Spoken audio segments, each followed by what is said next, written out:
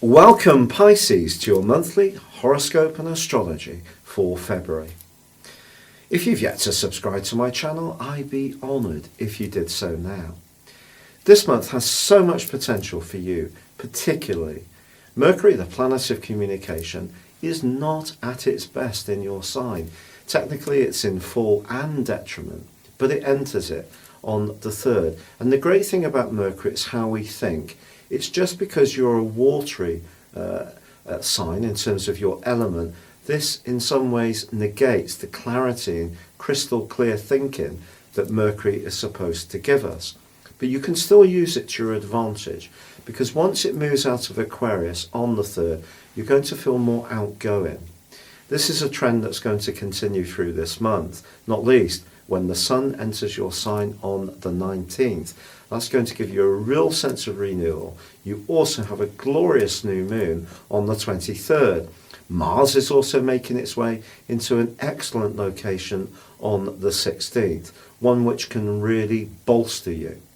Your finances can also be improved hugely from the 8th, Pisces. Anything that you're doing that's more creative and individualistic can start to get a reward from the 8th onwards. And if you have been feeling a little bit of a sense that you're not quite up to the mark in terms of your sense of self, your well-being, your self-love, if you like, the combination between Venus and also Chiron, the comet of the wounded healer, from the 8th to about the 12th is a good opportunity to give yourself a treat, to enjoy some inflows of money, which I do feel will come for you, almost certainly. Now on the 16th, I told you about Mars coming, but on the 9th, we do have a full moon. This may have some challenges because I think what it can do is bring about a degree of excess nervous energy, not least because the full moon in Leo is going to square up to Uranus, the planet of surprises, which is now in a part of your scope which can impact on your nervous system. So if you have been feeling a little bit on edge, this full moon could bring something into the open, perhaps linked to your work, or perhaps a concern you have about an ailment that's been nagging you a little bit. If that does happen, then do consider the more psychological side of your situation. Don't see this as not for you. We are a holy trinity, the body, the spirit and our emotions. If you can bring these all together, a conversation or a piece of information you learn in the 2 weeks from the 9th can actually be very helpful to you. Now over the last couple of years, your direction in life, your friendship circle, individual people that you've been close to in the past has come under mighty pressure from the energies of Saturn, which of course is very self-disciplining, it's very good for structure, but it is a restrictive energy. But the good news is that on the 18th of this month, Saturn starts to inch away from Pluto. It reached its peak in its alliance with Pluto on the 12th of January, but now I do feel you're going to feel a lightening. Also, Jupiter and Pluto come together in the latter part of this month in a way which can actually be very fortunate for you. But this may mean making new links with people. If you are tempted by a financial situation, say a friend talks about a scheme which in some ways has incentives, just be a little cautious about that, because with Venus squaring up with Pluto and also Jupiter, something could be promised that looks a little bit better than it actually is.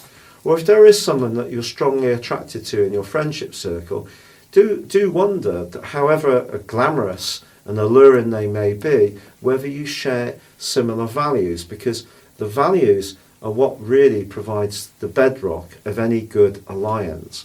So if there is something that's dangled in your direction towards the end of this month in terms of an incentive, just consider if it's really the right thing for you. Because I think there can be something good coming your way. It just might have a little bit of a catch. Now the 16th, seeing Mars make its way into Capricorn, where it's exalted, it loves being in Capricorn, is a great opportunity for you to think longer term, but also provide the thrust to actually go forwards towards your targets, rather than feeling more marooned or treading water somewhat, which I think Saturn has brought to bear over the last couple of years. But also Mars forges a great link to Uranus from the 16th to the 24th. You can be really open to new ideas at this time, or even quirky people, and you'd be right to be like that, because the more open-minded you can be, the more something positive can unfold for you, perhaps quite quickly and quite unexpectedly. But Mercury does slam on the brakes, goes into a retrograde in your sign on the 17th. So one plan that you have been working on may stall. You may change your mind. You may decide to change your focus somewhat about a particularly personal element. If this does happen, or something slows down, or you start to doubt yourself, this is just natural with Mercury's retrograde.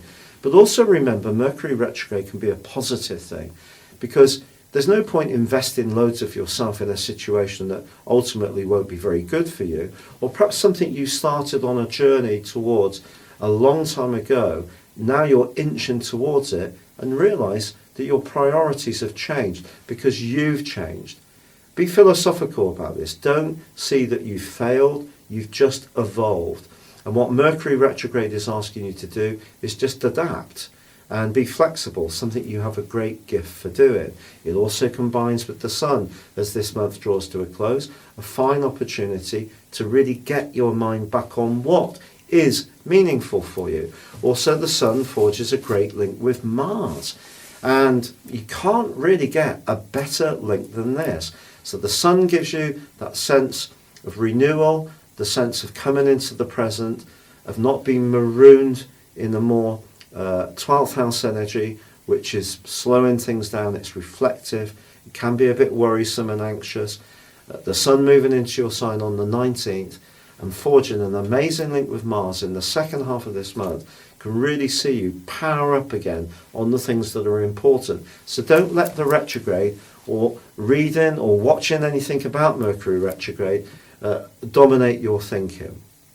On the 23rd, there's also a glorious new moon in your sign, which embraces Black Moon Lilith, which is all to do with desire. This is kind of partly Uranus, partly Venus kind of energy. So things can happen in a surprising way, but it's about you having the permission to give yourself to go for some hidden fruit.